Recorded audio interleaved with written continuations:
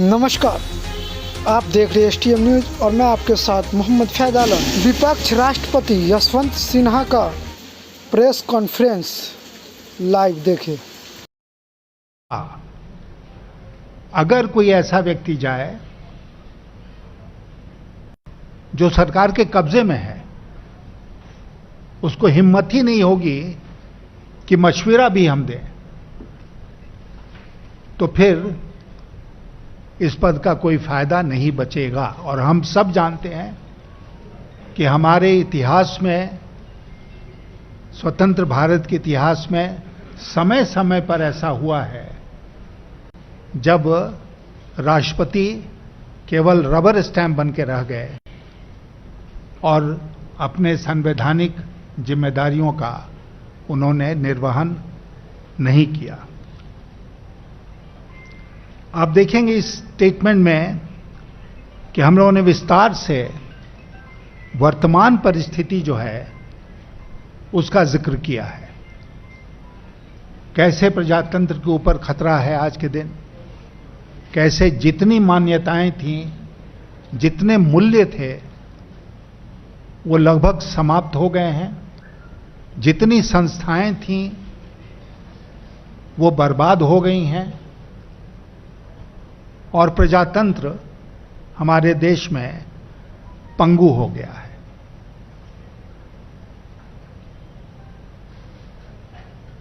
लेकिन उससे भी जो बुरी बात है वो ये है कि सरकार अपनी शक्तियों का दुरुपयोग कर रही है, अपने एजेंसीज का दुरुपयोग कर रही है। और किसके खिलाफ? केवल देश के अपराधियों के खिलाफ नहीं, क्रिमिनल्स के खिलाफ नहीं, बल्कि अपने राजनीतिक प्रतिद्वंदियों के खिलाफ। ऐसा दृश्य हमने कभी नहीं देखा। एजेंसीज को मैं बताता हूं व्यक्तिगत अनुभव के आधार पर, एजेंसीज को अगर सवाल पूछना होता था किसी राजनेता से, तो वो समय लेकर उनके घर जाते थे, उनसे पूछते थे कि ये सवाल है, आपका क्या उत्तर है। ऐसा तो नहीं होता था कि बड़े से बड़े नेता जो हैं इस देश के, उनको अप एंड डाउन कराया जा रहा है, ईडी के दफ्तर में आ रहे हैं, जा रहे हैं, 50 घंटे क्वेश्चनिंग हो रही है। क्यों हो रहा है? क्योंकि सरकार की नीयत जांच करने की नहीं है। सरकार की नीयत है बेइज्जत करने की, ह्यूमिलिएट करने की। राजनेताओं को ह्यूमिलिएट करो और देश की जनता के सामने ये दृश्य दिखाओ कि कैसे वो इस दफ्तर से उस दफ्तर जा रहे हैं। ये हमारे प्रजातंत्र के लिए बहुत ही दुख की बात है। किसी भी व्यवस्था में जो नागरिक है उसके लिए रास्ता खुला होना चाहिए। There must be a recourse. If I have a grievance, I must have a recourse. I must be able to go to somebody. हमारी सुनवाई होनी चाहिए। सुनवाई जिस दिन खत्म हो जाएगी उस दिन प्रजातंत्र खत्म हो जाएगा, और आज सुनवाई नहीं हो रही है।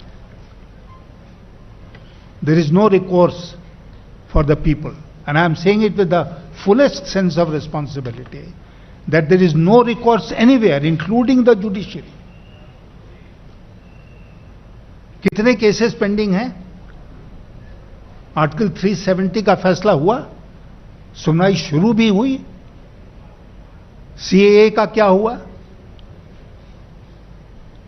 ये सब बड़े महत्वपूर्ण सवाल थे जिन पर तत्काल फैसला आना चाहिए था, सुनवाई होनी चाहिए थी। सुनवाई ही नहीं होगी, क्या कर लीजिएगा आप? So there is no recourse. The citizen is not left with any recourse. और जब ये परिस्थिति बनती है ना, तो आप जानते हैं क्या होता है।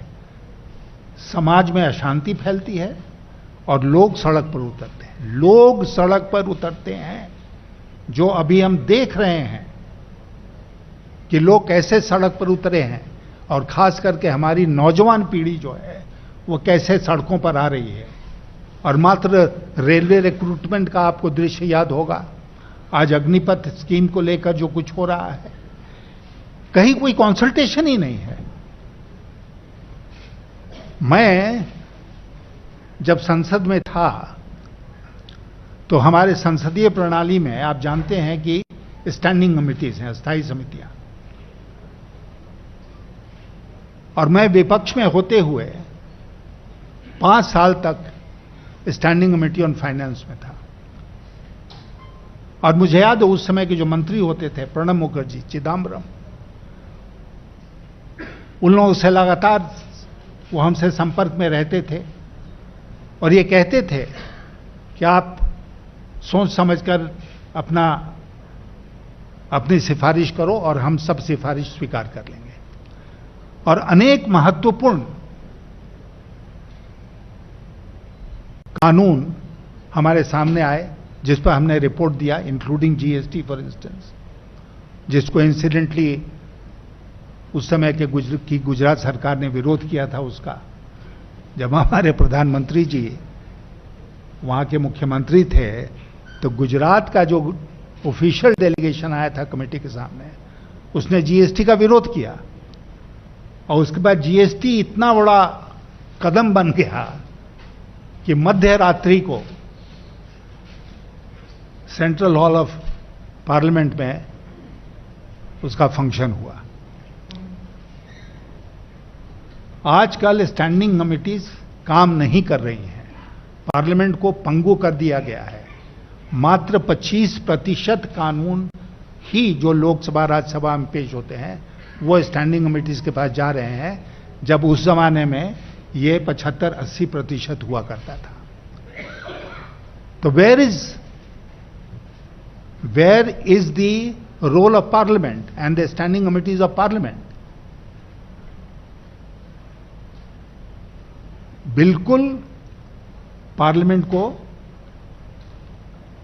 समाप्त कर दिया गया है। नई बिल्डिंग बनाने से पार्लियामेंट में जान नहीं आएगी। वो मैं बहुत दिनों के बाद आज गया अपना नामांकन दाखिल करने के लिए, बहुत अफसोस हुआ। पहले कितना सुंदर दृश्य था वो, जब हम लोग पार्लियामेंट के अंदर एंटर करते थे और वो विभत्स से कोई भवन खड़ा हो रहा है, उससे पार्लियामेंट की गरिमा नहीं बढ़ेगी।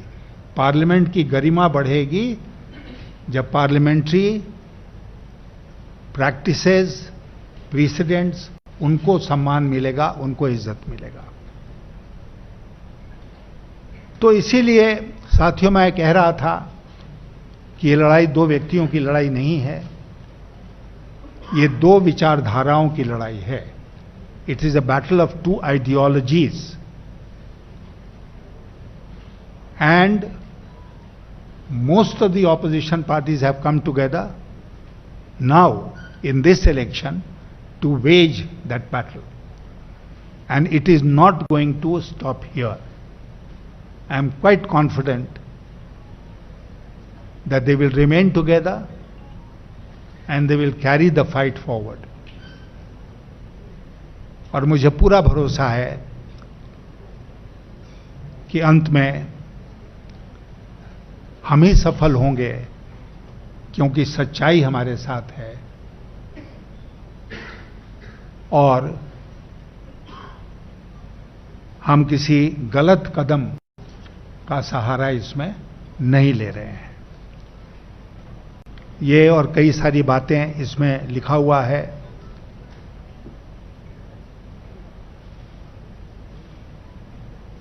$5 ट्रिलियन इकोनॉमी, अभी जो हो रहा है उसी को बचाने के लाले पड़े हैं। मैं एक ही लाइन कहूंगा अर्थव्यवस्था के बारे में आपसे कि 2016 में नोटबंदी हुई। नोटबंदी की कहीं चर्चा होती है आज? 99 पॉइंट कितना % आते आते रिजर्व बैंक ने आंकड़ा देना भी बंद कर दिया कि कितना नोट्स सर्कुलेशन में जो थे वो वापस आ गए। हम नहीं जानते हैं कि अब 100% ही पर रुक गया कि 100% को भी क्रॉस करके आगे हो गया, ठीक है ना। तो सारा पैसा वापस आ गया जितना सर्कुलेशन में था, और शायद उससे ज्यादा भी सारा बैंकिंग सिस्टम में आ गया। आज तक मुझे जानकारी नहीं है, और आप जो लिखते हैं और दिखाते हैं वो सब मैं पढ़ता और देखता हूं। मुझे जानकारी नहीं है कि कितना काला धन पकड़ा गया। 10 लाख, 10 करोड़, 200 करोड़, 1000 करोड़, कितना पकड़ा गया नहीं पता। लेकिन इतना पता है कि जितना काला धन था वो आ गया बैंकिंग सिस्टम में और सफेद हो गया। मैं जोर देकर इस बात को कहता हूं आपके सामने, demonetisation is the biggest scam of this century, क्योंकि उसने सारे काले धन को सफेद कर दिया और हम सब उसके बारे में भूलने के लिए मजबूर कर दिए गए। और दूसरी बात, उसका क्या असर हुआ आप आंकड़े उठाकर देख लीजिए।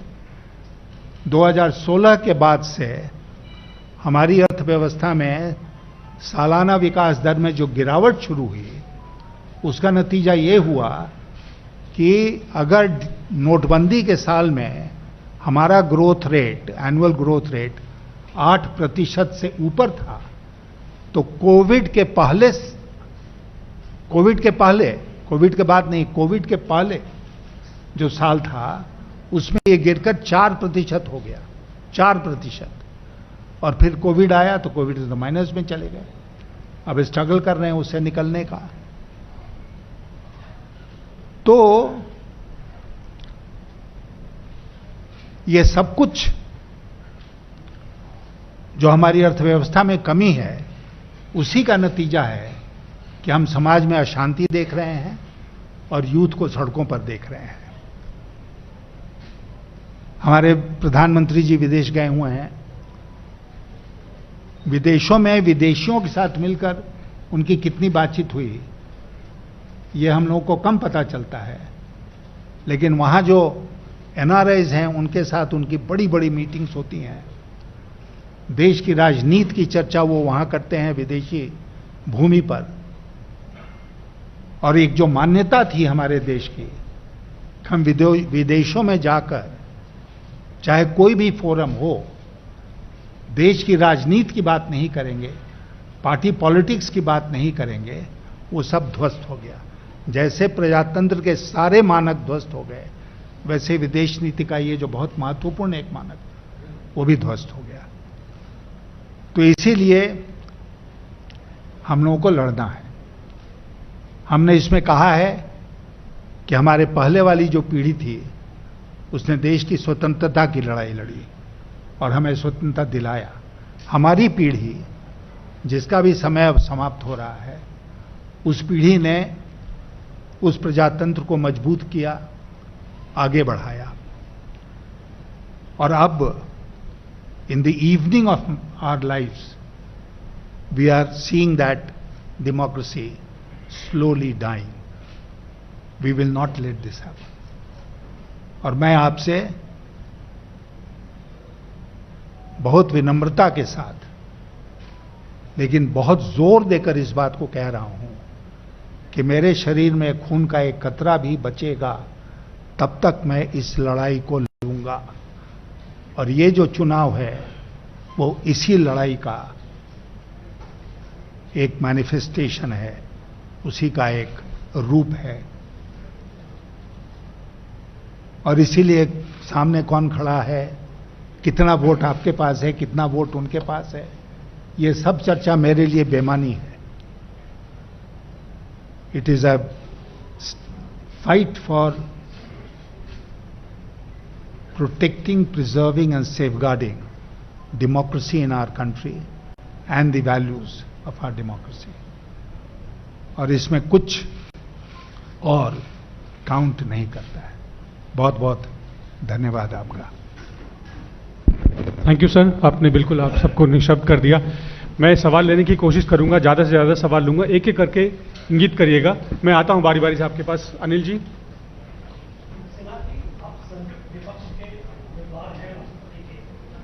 प्रेस से बात कर रहे हैं, एनडीए की कैंडिडेट नॉमिनेशन के बाद प्रेस से बात नहीं की।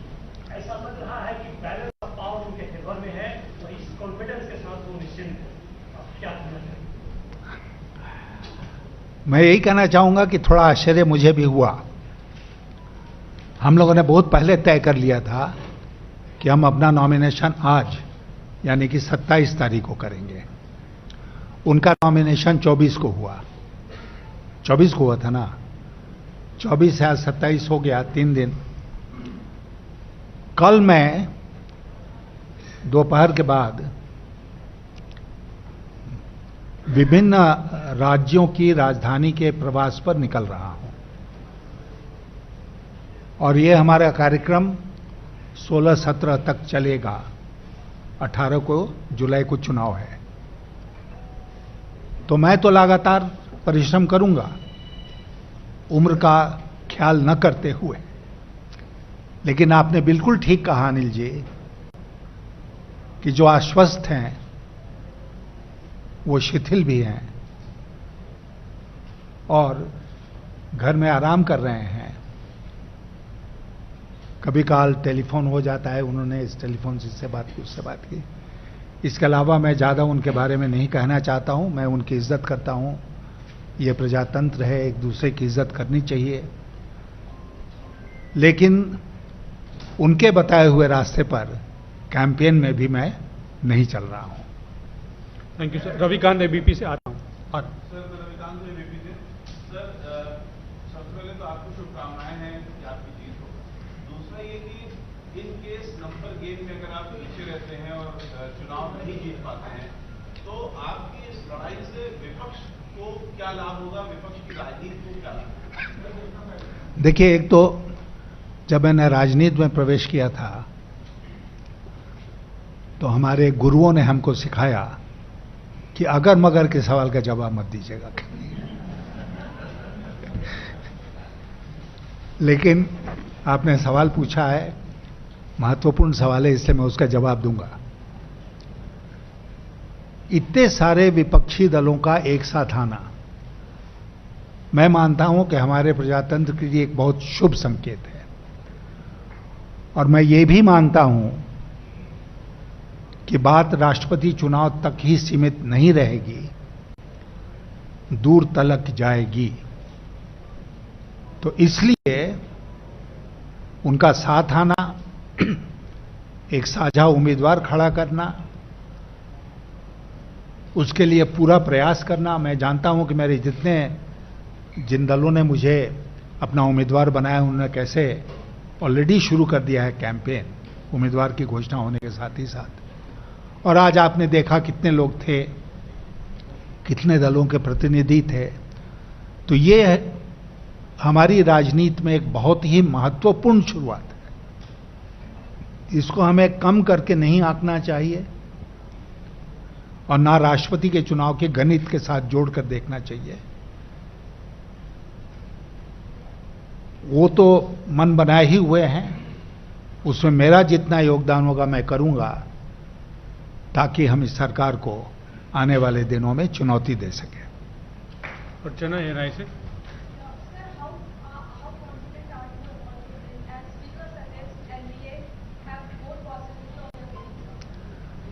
You can imagine that this question has been asked to me repeatedly, and because I've been exposing myself to the media, unlike the rival candidate, I have formulated a reply to that. And that reply is, it is a developing situation. Today we are talking on the 27th of June. The election is on the 18th of July. Much water will flow under the bridge.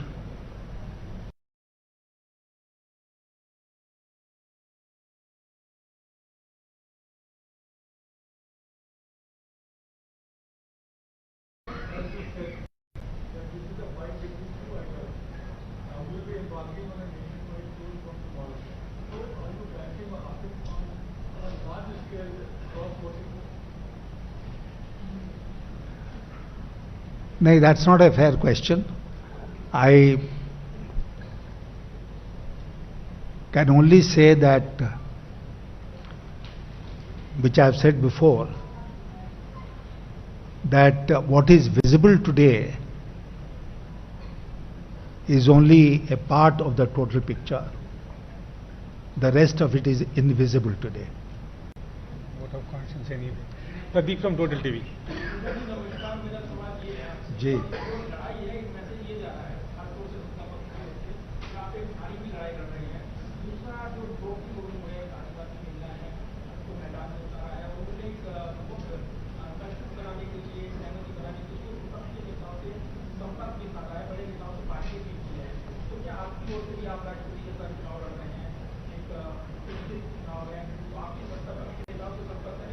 बिल्कुल करेंगे।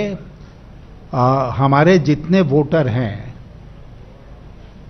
जो जितने MPs हैं और MLAs हैं, उन सबसे संपर्क करेंगे। और मैं आपको आपकी सूचना के लिए बता दूं कि मैंने प्रधानमंत्री जी के यहाँ फ़ोन किया था, उनके यहाँ मैसेज छोड़ा कि मैं बात करना चाहता हूं। पूर्व की तरह इस बार भी कोई कॉल बैक उनके यहां से नहीं आया अभी तक। मैंने राजनाथ सिंह जी को फोन किया, उनके यहां से कॉल बैक आया, लेकिन उस समय मैं उपलब्ध नहीं था, इसलिए बात नहीं हो पाई। मैंने जब फिर से कॉल किया तो वो नहीं मिल पाए। लेकिन मैं जितने हमारे पुराने साथी बीजेपी में हैं, सबसे संपर्क करने की कोशिश करूंगा। Sanjeev Dubey PTI. Regional parties which have not yet come out with their stand either to support you or the NDA category, like the AIMM, MIM, JDS, JMM are not present today. So what do we expect of them? If you had any conversations with them? I have talked to Mr. Owaisi of MIM. He has assured me of his support.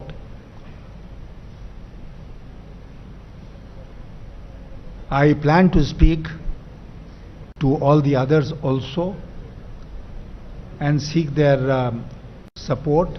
JDS, both JDS and JMM were present in the two meetings which were held by Mamta ji and Sharad Pawar ji, and they were party to the decision to sponsor me as a candidate. Vijay Lakshmi from India TV.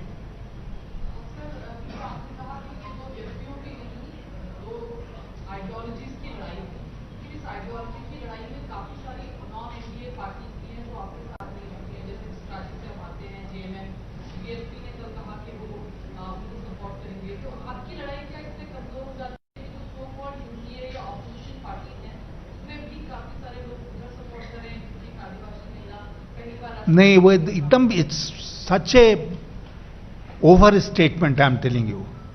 इसके पहले कोई आदिवासी नहीं खड़ा हुआ है चुनाव में, राष्ट्रपति के चुनाव में। जीसी स्वेल नाम था उनका ना, जो खड़े थे, स्वेल साहब। संगवा भी खड़े हुए थे। इसके पहले हम लोग जानते हैं कि एक महिला जो अनुसूचित जात से आती हैं वो खड़ी हुई थी। इसके पहले तो मैंने कहीं नहीं सुना। मैं इतने दिनों से राजनीति में हूं, मुझे याद नहीं पड़ता है कि कभी ये हुआ कि भाई वो महिला अनुसूचित जात की खड़ी हो गई है, अब उसके सामने कौन खड़ा हो सकता है, क्यों खड़ा है, उसको बैठ जाना चाहिए। It is not a contest of identities, it is a contest of ideologies. ये मैं रिपीट बार बार जोर दे के कर रहा हूं, आइडेंटिटीज का नहीं लड़ाई है। और मैं आपसे एक और बात कहूंगा कि एक समुदाय से कोई व्यक्ति ऊपर उठ जाए तो पूरा समुदाय ऊपर नहीं उठता है। नहीं तो हमारे देश में अक्सर कुछ समुदायों के लोग बड़े ऊंचे पदों पर गए हैं, तो क्या वो समुदाय और उसकी सारी समस्याओं का समाधान हो गया? पिछले 5 साल से राष्ट्रपति भवन में जो राष्ट्रपति जी बैठे हैं वो भी एक समुदाय से आते हैं, तो क्या उस समुदाय की समस्याओं का समाधान पिछले 5 वर्षों में हो गया? अब सब लोग उसमें खुशहाल हैं, किसी को कोई दिक्कत नहीं है। ये जो धारणा है ये जानबूझ के सरकार में बैठे लोग फैला रहे हैं, और हम लोगों का कर्तव्य बनता है कि हम उसके शिकार नहीं। अब्दुल बारी।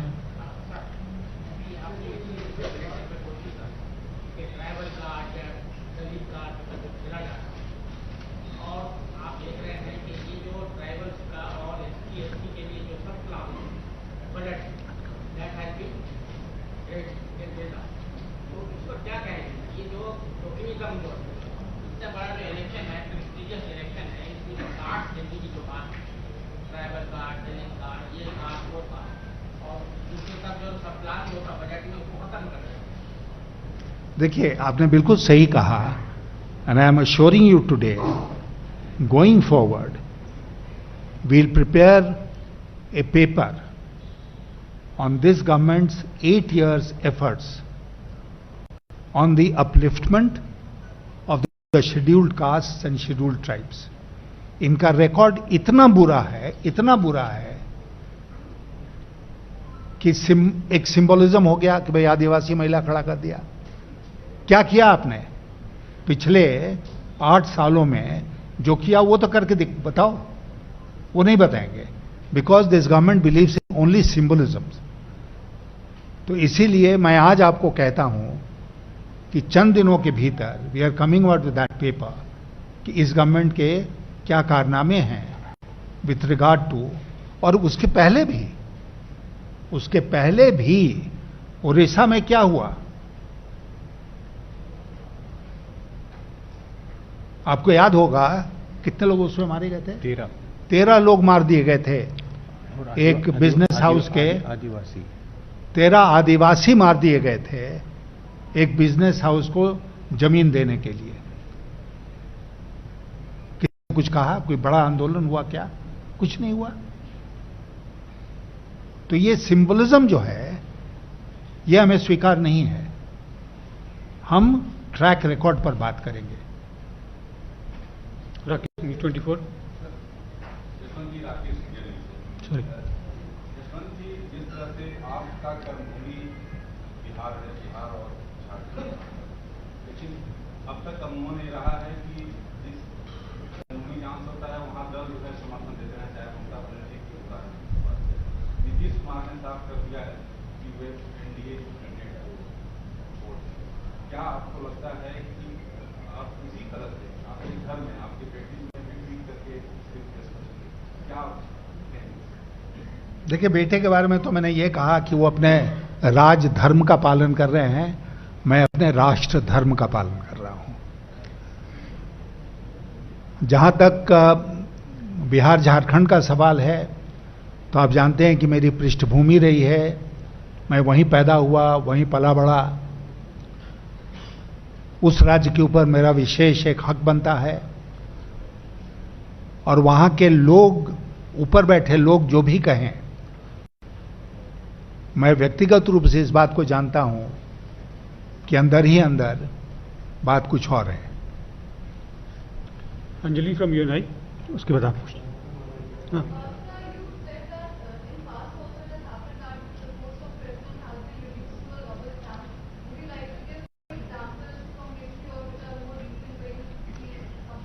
It will not be fair on my part to name individuals, but you are aware, as I am aware, of so many rubber stamp presidents who have adorned that famous building.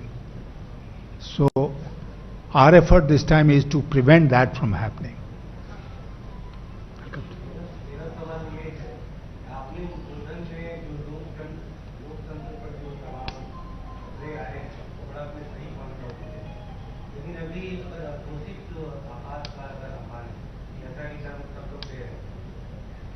प्रधानमंत्री का एक बड़ा ही तंज वाला बयान आया है दूसरी आपातकाल को लेकर।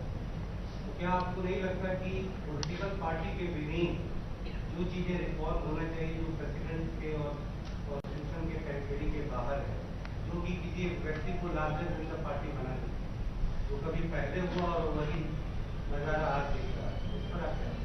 नहीं, मैं कहूँगा कि ये घोर अफसोस की बात है, बहुत अफसोस की बात है कि बहुत सारे पार्टियों में आंतरिक लोकतंत्र समाप्त हो गया है।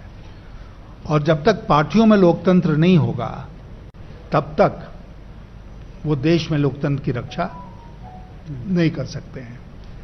भारतीय जनता पार्टी को मैं बहुत नजदीक से जानता हूं और मैं आपसे कहना चाहूंगा कि उस भारतीय जनता पार्टी जिसका मैं सदस्य था उसमें आंतरिक लोकतंत्र था। आज की भारतीय जनता पार्टी में आंतरिक लोकतंत्र नहीं है। मैं आपसे कहना चाहूंगा कि उस भारतीय जनता पार्टी के प्रधानमंत्री थे श्री अटल बिहारी वाजपेयी, जो लोकसभा में 1 वोट से विश्वास मत हार गए थे, जस्ट 1 वोट। आप लोग भूले नहीं होंगे, because I regard this as a majestic chapter of Indian democracy कि कोई सरकार 1 वोट से गिर जाए। और अटल जी ने उस समय जो कहा था वो भी आप लोगों को याद होगा कि मंडी सजी हुई थी, मंडी में माल भी था, माल बिकाऊ भी था, लेकिन हमने खरीदना उचित नहीं समझा। क्या आज हम कह सकते हैं इस बात को? क्या आज हम कल्पना भी कर सकते हैं कि सरकार 1 वोट से हार जाएगी इधर या उधर? आज जो तोड़ फोड़ और तहस नहस हो रहा है, चुनी हुई सरकारों को गिराने का एक सिलसिला शुरू हो गया है, क्या ये हमारे लोकतंत्र के लिए सही है?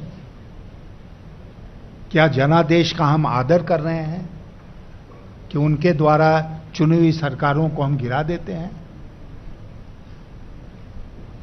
लोकतंत्र पर, लोकतांत्रिक संस्थाओं पर, लोकतांत्रिक व्यवहार के ऊपर इतने सुनियोजित ढंग से आक्रमण हो रहा है कि कभी कभी हम उसको नोटिस भी नहीं करते हैं। Supriya, TV9 sir.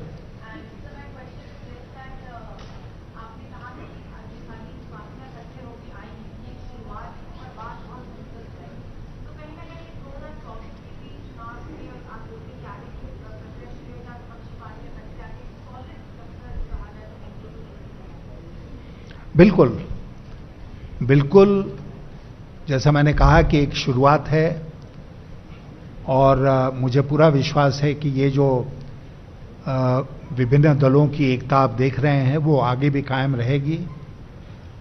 और विभाजन का जो फायदा भारतीय जनता पार्टी को मिलता था, विपक्षी दलों में विभाजन का, वो 2024 में भारतीय जनता पार्टी को उपलब्ध नहीं होगा।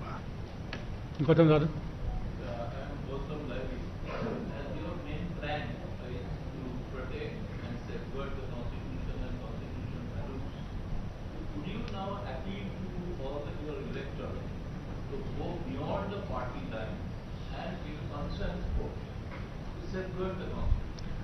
We are issuing a letter which we'll share with you in due course to all electors.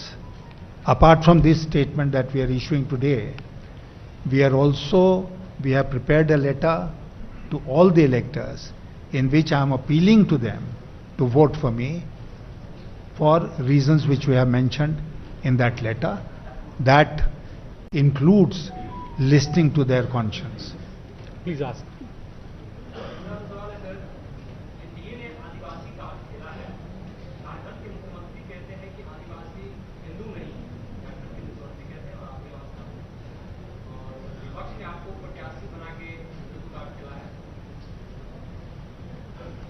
नहीं, ये जो एक तो सरकारी पार्टी जो धर्म के आधार पर समाज को बांट रही है, उसके बारे में मैं कहना चाहूंगा कि मुझसे डिवाउट हिंदू आप नहीं पाएंगे। आप किस प्रदेश से आते हैं? बिहार से आते हैं, तो आपको पता होगा कि अब तो 2 प्रदेशों में बंट गया, लेकिन एक प्रथा है कांवर लेकर जाने की। सुल्तानगंज से बाबा धाम देवघर 100 किलोमीटर से ऊपर का सफ़र है वो, और नंगे पांव चलना पड़ता है। उसमें जूता चप्पल नहीं पहन सकते हैं। नंगे पांव 100 किलोमीटर से ऊपर गंगा जल उठाकर अपने कंधे पर रखकर कांवर में और जाना पड़ता है। 5 साल तक मैं लगातार गया, 5 साल। अभी भी हमारा जो निवास स्थान है हजारीबाग में, वहाँ पर एक मंदिर है जिसमें हम रोज पूजा करते हैं। यहाँ रहते हैं तो अपने घर पर जो हम लोगों ने मंदिर बनाया है उसके सामने रोज पूजा करते हैं। लेकिन जिस तरह मैं अपने धर्म के प्रति समर्पित हूं, उसी तरह मैं मानता हूं कि दूसरे धर्म के लोगों का भी अधिकार है कि वो अपने धर्म के प्रति समर्पित रहें। और हमारी कोई शिकायत नहीं होगी अगर कोई अच्छा मुसलमान है, कोई अच्छा क्रिश्चियन है, कोई अच्छा और किसी धर्म का है, कोई शिकायत नहीं है। तो इसीलिए ये जो धर्म के आधार पर समाज को बांटने का प्रयास होता है, ये बिल्कुल गलत है। और आपने जो हेमंत जी की बात की, वो बयान मैंने देखा नहीं है, लेकिन हमको कई साथियों ने कहा है कि इस तरह का उन्होंने बयान दिया है। और हम सब जानते हैं, आप भी जानते हैं कि बहुत सारे लोग हैं आदिवासी समाज में जो हिंदू धर्म को नहीं मानते हैं, उनका अपना धर्म है। तो इसलिए एक ही सूत्र में सबको बांधना, एक ही दृष्टिकोण से सबको देखना, ये कतई उचित नहीं है। और जो जैसा है उसका सम्मान कीजिए। ऋषिकेश न्यूज़ 24।